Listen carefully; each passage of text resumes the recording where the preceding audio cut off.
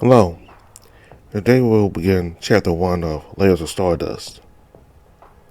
So last time we played the prologue for Layers of Stardust. We got to meet Jonathan, his daughter Alan, and Viridian. We also got to meet Madness, who will be his bodyguard. So, about to start Chapter 1, in which Jonathan begins his life as Earth's ambassador.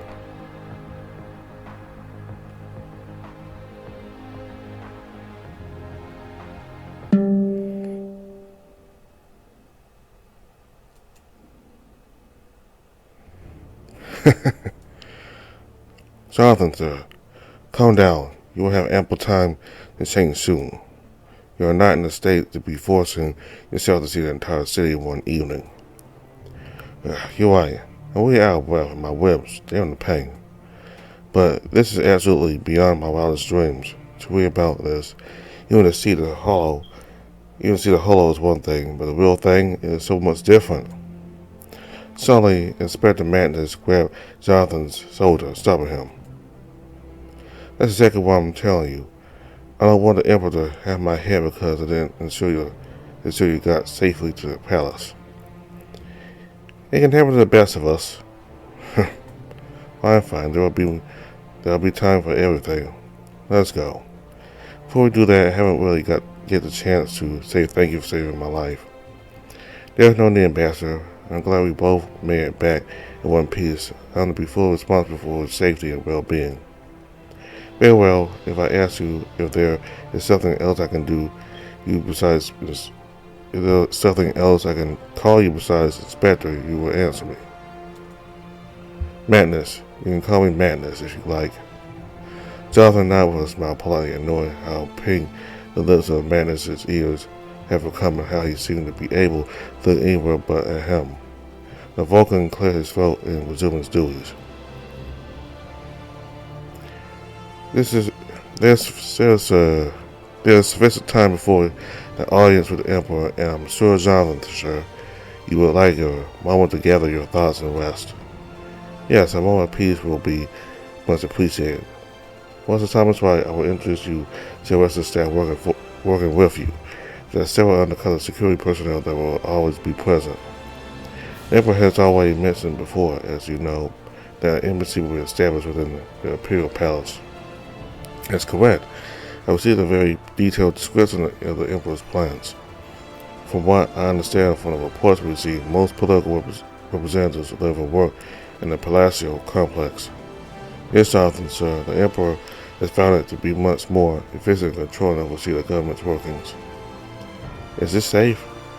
Beyond safety. The Imperial Palace complex is the most advanced structure of its kind on the planet. As you know, it's also used as a hub for information exchange, military planning, and much more.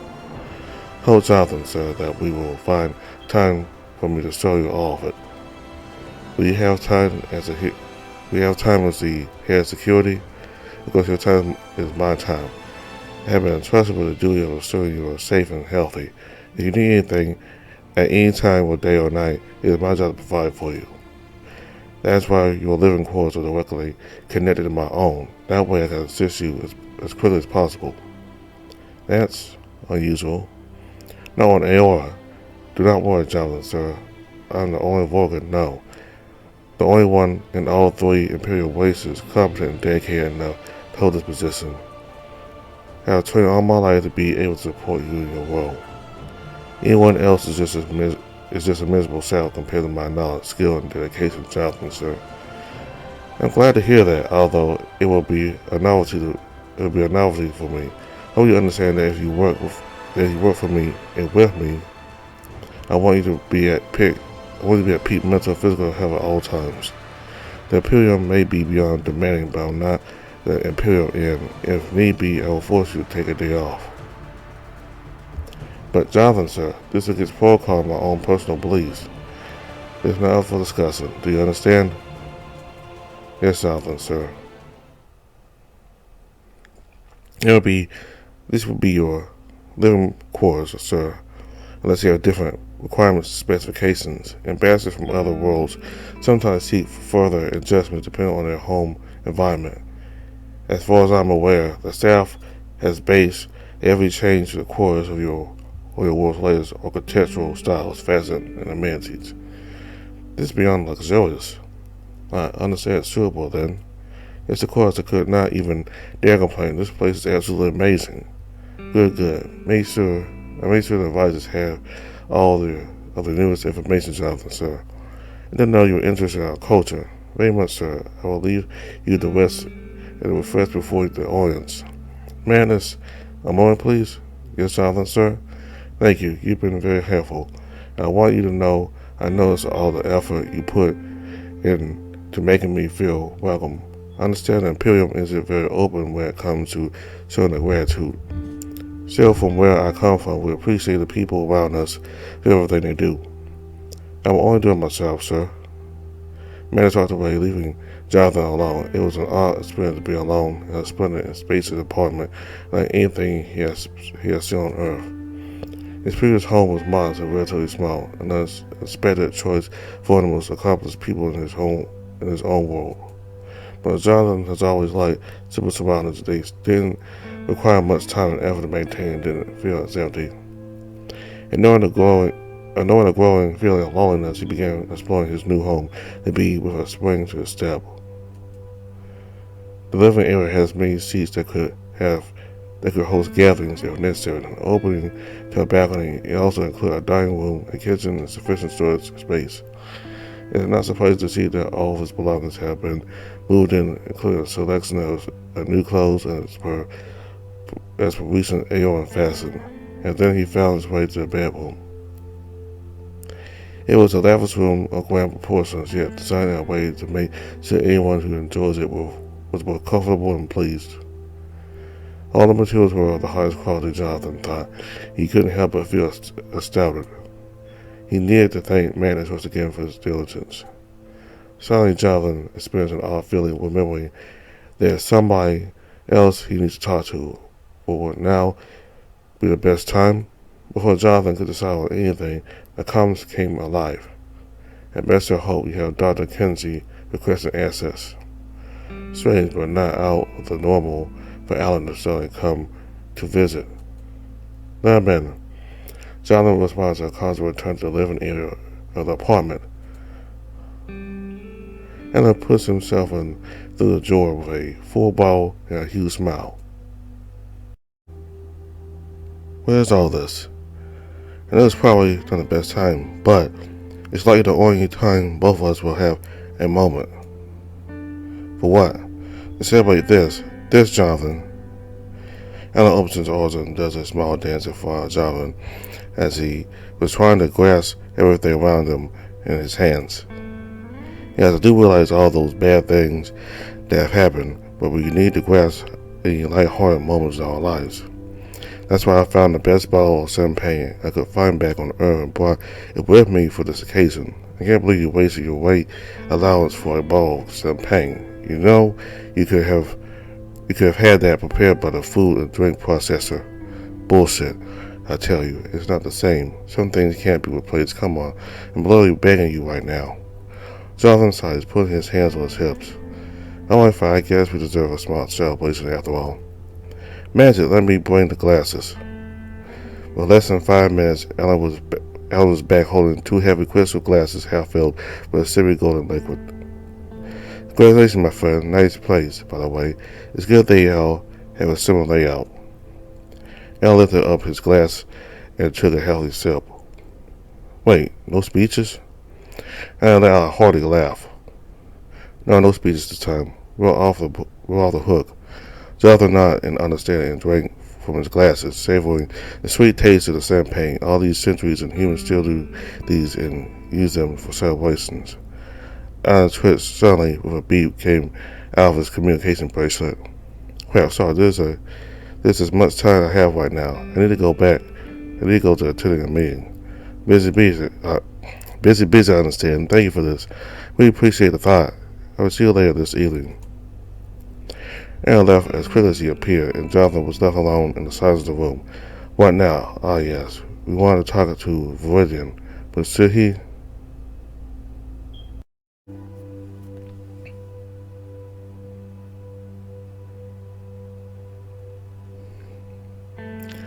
Talking to Viridian seemed like the most sensible option, especially after the conversation with Alan. I always speak to Viridian, he said. Viridian, are you here somewhere? Jonathan wandered around for a few seconds, trying to call his friend. Jonathan Hope, I answer your call. There's disturbance of energy. I manifest with difficulty. Are you okay? Is it because of where I am? I know, Jonathan Hope. Do not trouble yourself with my complications. I see. But let me know if something is wrong. Let me know if something is seriously wrong. Request a shelter. Curie, Jonathan Hope. It has been summoned here for what purpose? I'll be attending the meeting with the Emperor soon. I wanted to ask you to accompany me and meet all the new people I will be working with. I thought you might like that. Your behavior, Jonathan Hope, is a continuous source of surprise. I declare you were right in your assumptions. It's Sheldon. Let me get Madness, the chief of security. He'll be excited to meet you first. Moments later, Jonathan tried out the communication device. It wrapped around his waist. Looks like a bracelet made out of a single sheet of metal. Right. How does this? Ambassador? Oh, it works. Do you have a moment, Madness? Sure, come to the door. Thank you. A few months later, probably due to Jonathan's human habits, as he approached the door, he knocked. After waiting, he thought of how strange it is to have a specter in Madness's apartment door connected to his own. Still, he supposed he is just unused to it, which is what it takes to Still, he supposes he is just unused to it, which is what it takes to ensure security. The door finally unlocked with a metallic hiss.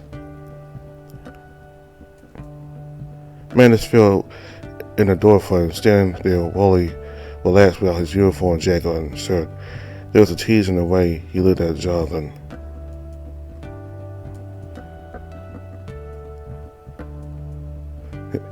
Is everything alright, Jonathan, sir? Your skin has turned awfully red. I can sense your heart is beating very fast. No, it's nothing. I'll just wait for you to get dressed.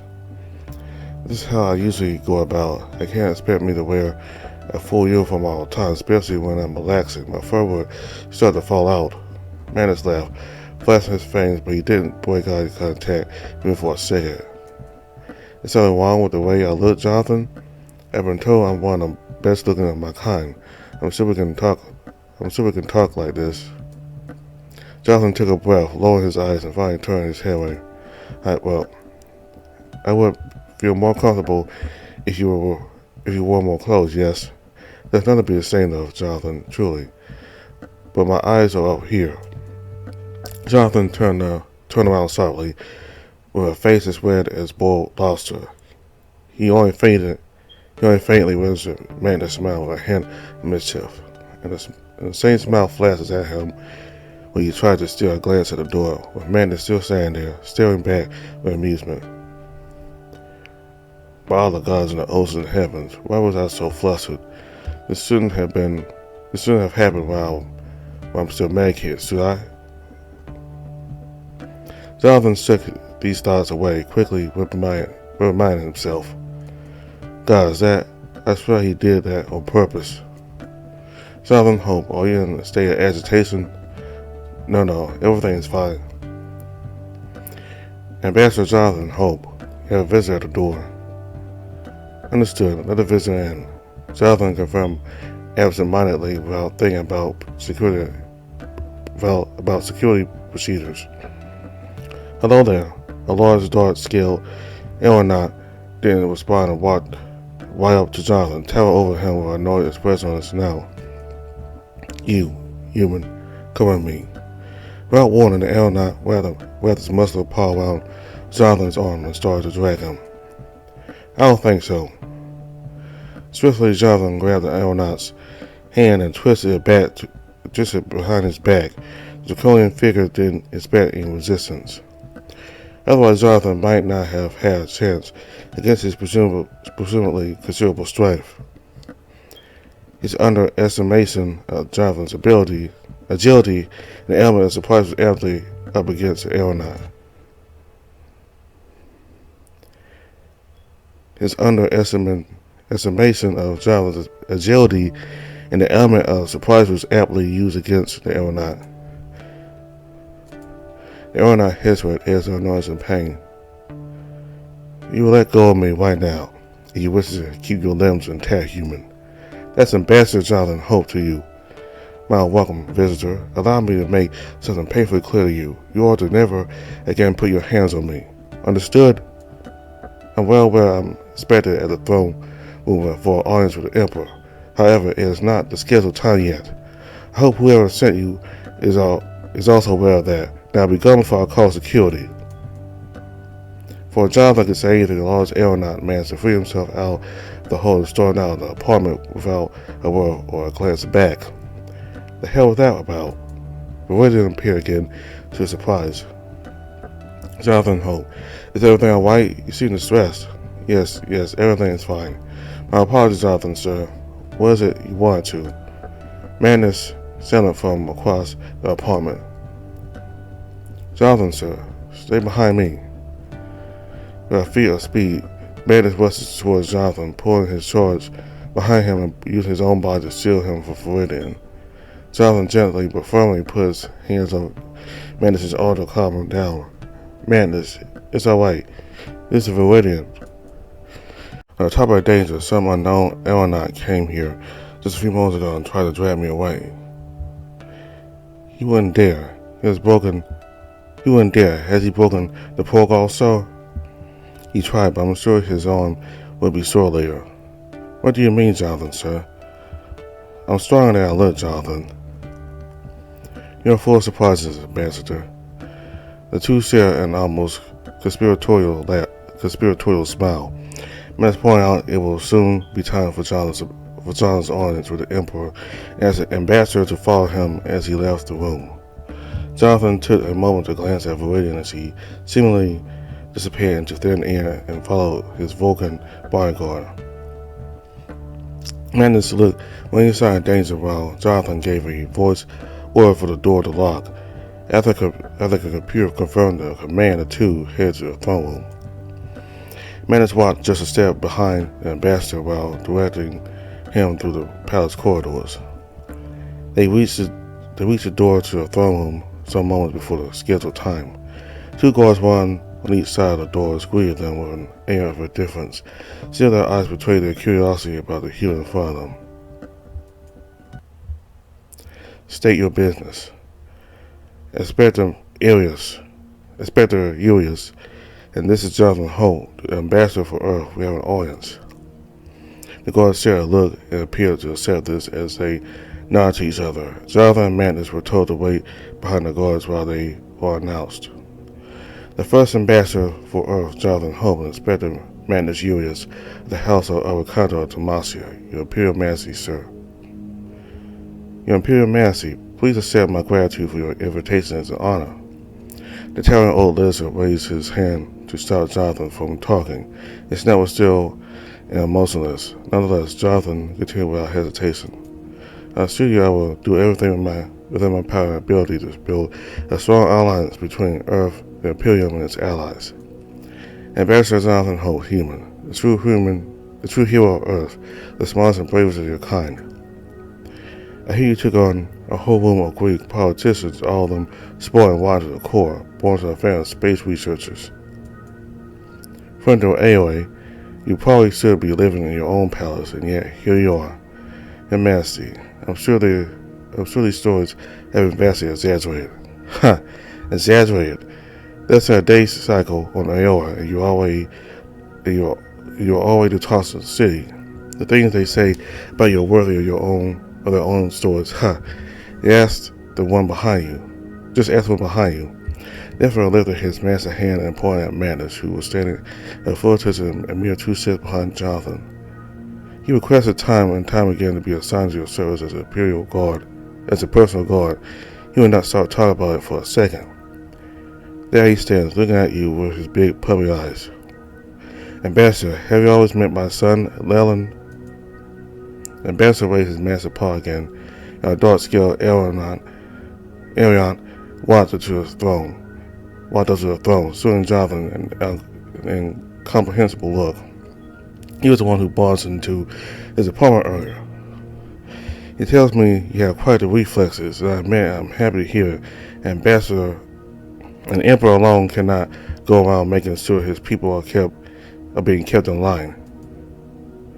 Unfortunately, accident, I'm afraid, I did not expect His Imperial Highness to show unannounced. I was not going to apologize for that one. Your Imperial Majesty, I will be honored to introduce you to Viridian, the AOA who has been at my side through the process of integrating Earth to the Imperium. Viridian, welcome to Aora. You have not seen your kind here for a while. Who are the Imperium? The AOA said and then vanished without a word. What? I'm so very sorry, Your Majesty. These AOA are not very good at any kind of authority on our plane of existence. We have agreed to appoint you specifically as an ambassador for your planet, but not for the recent thing. You choose your own world's progress, and you choose the right thing, even at a significant cost to yourself, Ambassador. This is the kind of attitude we need on Aora. We also need somebody who isn't afraid to stand up to spoiled children. Therefore, laughed in a low voice, looking at his son. There is excellent work to be done. Help me prevent wars, Ambassador. This was your mission from the start. Your Majesty, I do not understand. No one, Ambassador. We will have more opportunities to speak on this later. Right now, the occasion based for celebration. The Imperium and its Emperor welcome its new allies with pomp and grandeur. Thus we are holding a ball for the Ambassador of Earth, for you. As I leave you to my son now, I expect you two to work close together. I expect him to behave better this time. Jonathan bowed in respect, and the Emperor left him alone with Leland, with Madness keeping his distance. Ambassador, come. The Aeron waited at Jonathan's approach. Your Imperial Highness, I hope you enjoyed the short time you had me in your hands, Ambassador. Not many get to twist the Imperial Prince's arms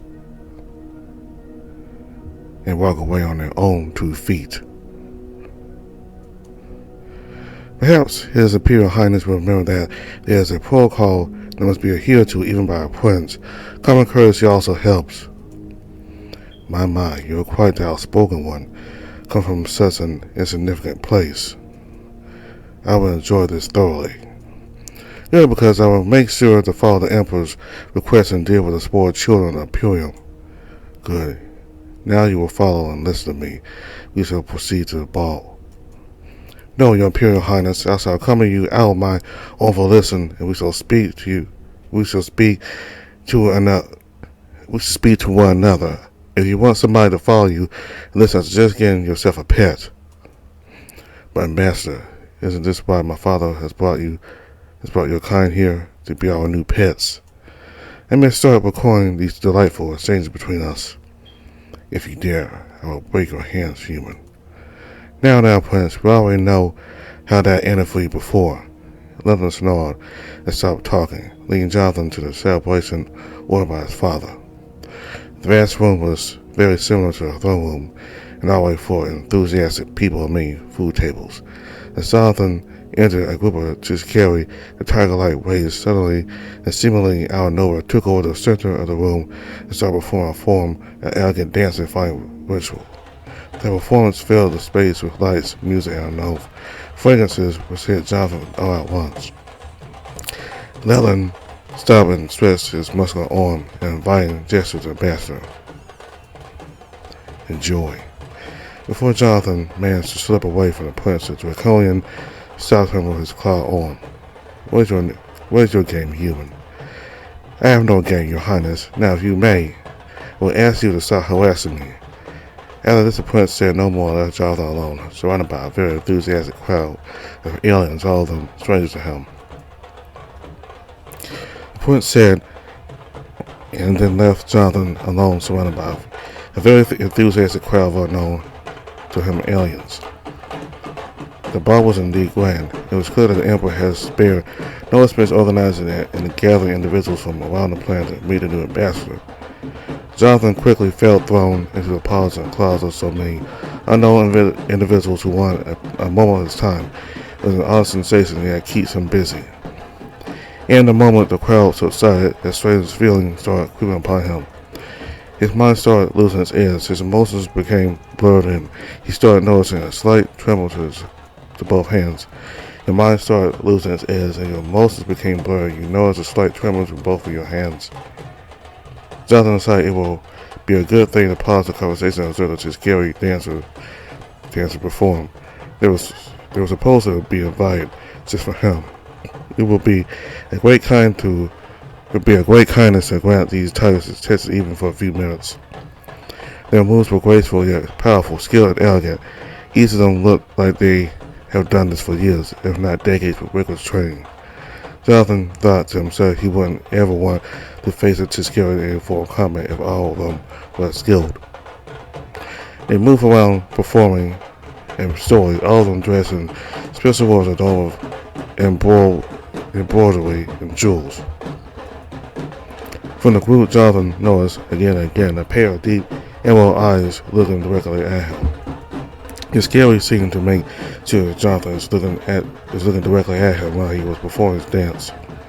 His moves were powerful, calculated, skilled to the point they appeared unreal and beautiful at the same time. The target itself wore more makeup and adornments than the others. His demeanor was also different. Something about him made him stand out, and those eyes kept looking directly at Jonathan. He caught himself gazing back a few times into those emerald pools. Ah, Jonathan, here you are. What a glorious party. All this for you, and I can see you're enjoying yourself with the show, yes? Ellen, I haven't seen you in the audience. You know me, I don't like all this pompous authoritarian stuff. Dear Lord Jonathan, you seem a bit flustered. Did you see something you want? Let me see who could be interested in you tonight. Please don't, Alan. I'm having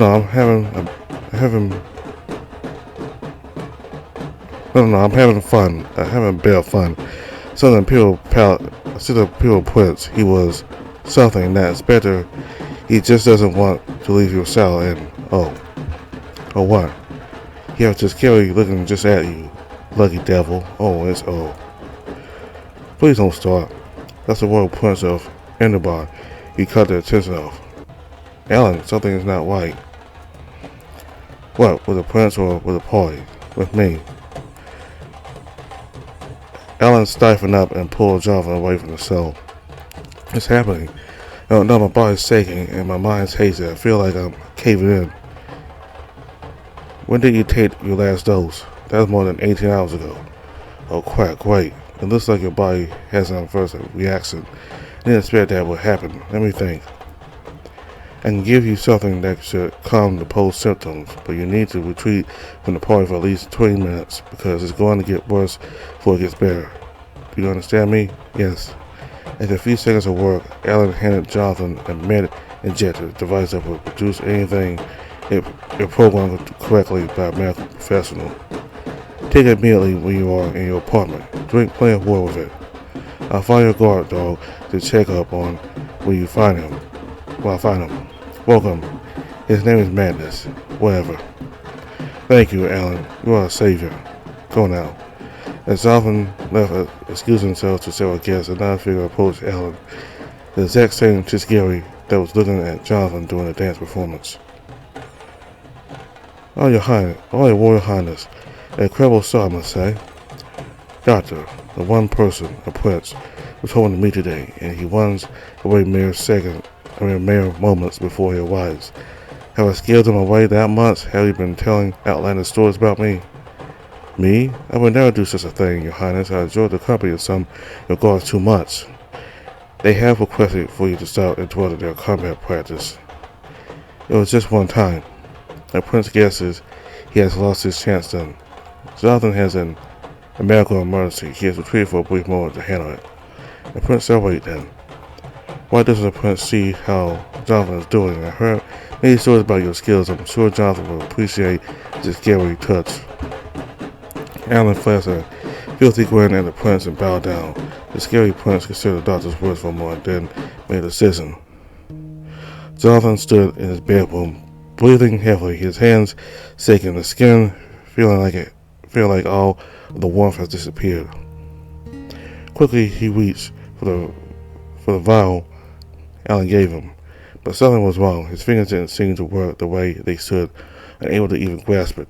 Jonathan resigned for a few moments, holding to the edge of his bed, eyes flickering and hands holding heavily on the surface of the sheets, with a memory stone in his hand, feeling hot tears streaming down. All the mute emotions erupted: sadness, anger, despair, loneliness, and pain. He tried to take the medicine Alan gave him again, but his whole body fought back against him, not letting Jonathan do it. Suddenly he heard the door open. A large figure entered, partially covered by the saddles. A muscular figure filled the space, but his steps were cautious, like a warrior would walk. Jonathan just realized he didn't give the computer a lock or band. Ambassador, not a few moments ago I saw you looking down upon the world from your pedestal. Now you look like a man that has lost everything, barely holding to a world of the living. What has happened? Jonathan didn't recognize the voice at all. I'm sorry, who are you? I hope this is not one of Dr. Kenzie's jokes to cheer me up. I'm but a humble servant to my people, Prince a major in Innerbar. The figure bowed elegantly, though Jonathan wasn't sure if the prince was being serious or just acting playful. Ah, your Royal Highness, please forgive me, but this is not the best moment. Jonathan was fiercely trying to wipe out the years that started flowing before he even got to his room. Alan did mention that with the end course of the medicine, the side effects could be rough, but he never imagined this bad. There's no such thing as good or bad moments, Ambassador. Everything always comes at just the right time if we need it. Who was he? The one you lost and holding to so tightly. It must have been true love. The prince pulled out the picture display on a memory stone that Jonathan clenched in his hand. My sister. I see. So this was her. We have heard of the misfortune. She was killed by terrorists in an attack. People like her or irreplaceable. I've been treated with stress controlling medication, and my last dose yesterday might, and from all days, have to get an adverse reaction today. The tiger prince slowly put his massive paw on Jonathan's shoulder, while his dark emerald eyes were piercing straight through his soul. There were both danger and passion in them. May I offer a welcoming gift from not my world but myself? The Nuri Oni Harry is a healing method used by mankind for centuries. These carry are known for their healing bioenergy. I don't want to sound ungrateful, Your Highness, but this is not the best smoke. It will help you, like no other medicine known to your kind could. Yes, my body is refusing to take this medicine that Alan has. Before Jonathan managed to finish, Amazing pulled him near with both of his arms into a tight embrace. He didn't know why he allowed it, but it just happened. He let it happen. Just breathe now. When it hurt, a deep chuckle walked to his Carrie's massive chest. Only if you have an aversion to being held close by somebody. It was shocking and soothing at the same time, feeling enveloped with the warmth of this alien body, the warm aroma of his Carrie's fur mixed with perfumes. Jonathan couldn't even begin to describe how he smelled as his face was burrowed into the prince's muscular chest. His jaw gently placed on top of Jonathan's head, trying to stabilize his whole body, shivering from the stress and flux caused by the reaction. Simultaneously, Amazing made odd yet soothing movements with his thick fingers on Jonathan's back, letting out a few barely audible words that felt like a humming song. Almost as he was writing stories on Jonathan's body, as soon, without thinking about it, he put his hands on the tiger's back. This is my gift of compassion and understanding. Do not feel as if you are alone. We just carry or here as your allies. Your prince is here as your friend. The prince said quietly after a while. Jonathan didn't know how long it lasted, but it was something he needed, wanted, craved for in the loneliness. Soon, however, he felt himself pulling away embarrassed, feeling his body return to normal. Is his royal highness sure you are the same prince I heard so many stories about from Alan? The Kiscawi prince laughed quietly before responding. That prince is a story you have heard. Have I really had 1,000 lovers? No. But have led our army to war and haven't spilled a single drop of blood? Perhaps. There's a great desert sand somewhere there. A prince suggests not to believe all stories that you hear, Ambassador. Maybe one day the ambassador can ask the prince about the truth one day. I am really sorry, Your Royal Highness, for having to see me in such a state. And I'm mad at your fur. Please let me. But Madison was unfazed, completely ignoring Jonathan's sudden change of behavior.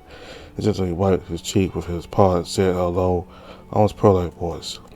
You have some glare on your face now, Ambassador. Best that you refresh yourself and then we can talk. I pushed his way to wait for you outside. One more thing, Ambassador. The prince requests you not to mention anything to your further daughter about me using the newly only heron. If that's what you wish, Your Royal Highness, I'm sure I can create a suitable life. A prince cannot lie. I am cursed with a condition that forces me to tell the truth at all times. At all times, then, one can just ask your question. His Highness will always answer. Perhaps my prince has learned to keep. Perhaps my prince has learned to value keeping quiet when needed. I will keep that in mind and understand, Your Royal Highness. I will say something that you can respond with truth. A prince will appreciate this. Amazing glanced at Jonathan for a few seconds more and then bowed gently, gracefully, and left the pastor alone. I don't know what happened, but I will need to look into this. The stress-controlling medication shouldn't have had such an effect on me. What did the prince say? I looked like I was barely holding to the world of the living. Right now, even feeling his thoughts slowly calming down, there was chaos in Jonathan's head, and it would take time before everything made sense. Prince Mason was right. He should keep this to himself and act as nothing has happened, at least for now. The next best thing Jonathan could do is to refresh himself and return to the party. His absence could stir unnecessary problems and questions. It only took him a few minutes before. But before he even managed to leave his apartment, he heard arguing in front of the main door. This is outrageous. Prince Mason Innerbar. This is against Imperial protocol at every level. Well, the mutt said. What were you even doing there, TG? Couldn't wait to sing your closet in human. I thought you had better taste than that, if you ever had any taste at all. Your Royal Highnesses, gentlemen, please, the ambassador is not some. And what is all this? Jonathan, sir, why will you leave the ballroom without letting me know firsthand? I'm responsible for your security and safety at all times. Man, this is fine. I had my issue, and now I'm feeling better. After TG had his fun time with you, human, I suggested to the Tiscari prince to check up on Jonathan's state. He is well skilled and pleasing, as I heard, but I never expected His Highness to actually listen to me. Prince Mason was kind enough to check up on me. Yes, he used his charm, but it didn't work on me. Well, that's a new one. The Prince must agree. I have not used my true charm and flying skills on the bastard yet. They will have to wait for a later day. Jonathan, how are you feeling? Did the medication help? Yes, Ellen, I'm much better. Now, gentlemen, please forgive me for taking you away from the celebrations by this little misunderstanding. Huh. Do you really think that after so much fuss, I'll let you walk back into there just like that? You have my attention now, so you will return to the celebration in my company. The prince would like to request for the ambassador to accompany him throughout the evening.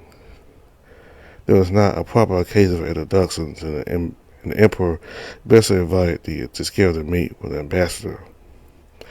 Manners, who kept silent through all this exchange, finally broke. With all due respect, Your Highnesses, the ambassador may still not feel too well. Please give him a moment.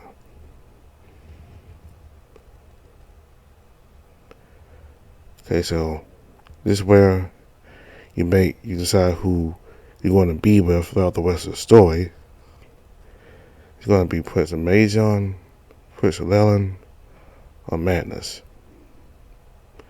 So, I'm going to stop here, and in the next video, I'll make my choice. And that choice would be Prince Llewellyn. And the reason why, because right now, out of the three, he's the one with the least amount of content. So, I will do Prince Llewellyn first, and then I will do Prince Amazion and the Madness later on, because both of them have a whole lot more content. And I think at the start of this month or at the end of January, this game got a new update, and both Amazion and Madness got a lot more content. Prince Amazion especially, Madness especially got more content, but Amazion also got new content, though not quite as much. But Madness is the one with the most amount of content so far. So I'm gonna start his last. So I'll do Prince Llewellyn first. She has the least amount, and then Amazion, and then finally I'll do Madness.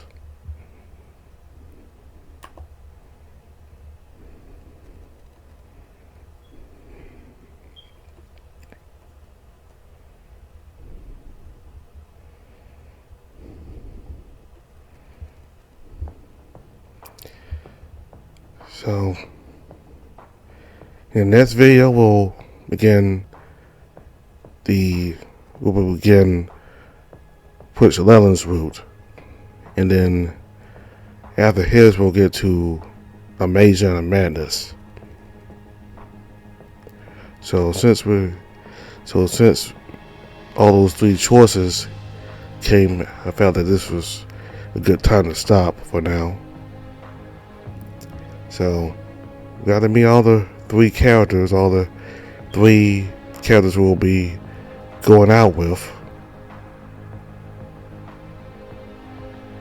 So